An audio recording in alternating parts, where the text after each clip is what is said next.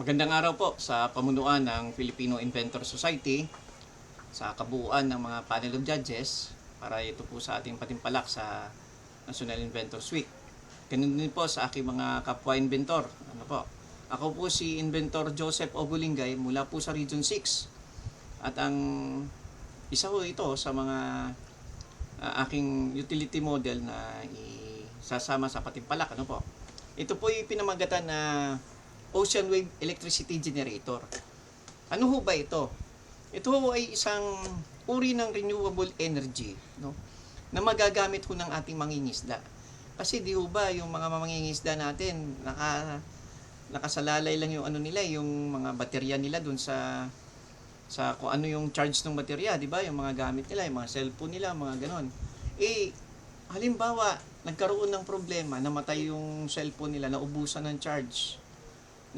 Tapos hindi na sila makakontak sa kanilang mahal sa buhay. Nagkaroon ng problema, nagkaroon ng bugso o bagyo sa dagat, So hindi nila makokontak yung kanilang mga mahal sa buhay.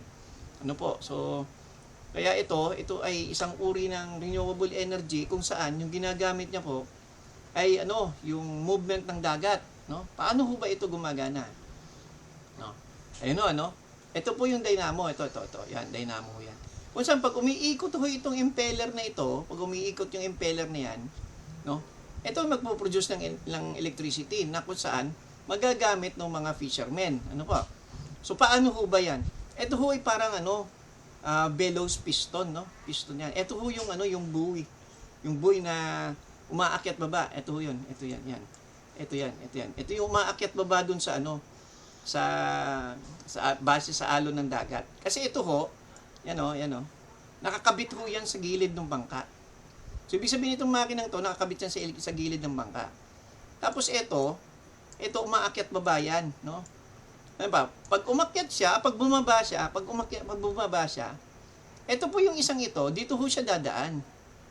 Dito ho dadaan yung hangin, Ihigop po yung ng hangin. Pag higop po ng hangin, yung ikot niya, yan, clockwise, Pag clockwise ang ikot niya, di clockwise ang ikot nitong dynamo natin. Ito, pag humigop, hindi. Sasarado to kasi may check valve siya, Yan, sasarado siya, so may check valve. So, hindi makakadaan dito pag pahigop yung hangin. Pag pababa ito. Ayan, pag umakyat naman yung yung hampas ng dagat, paakyat. Ito naman ho, sarado naman. Hindi naman ho ito iikot kasi pag umiikot ito, babaliktad yung ikot. Pag nakadaan yung hangin doon. So, hindi pwede. So, dapat dito siya dadaan kasi may check valve siya doon.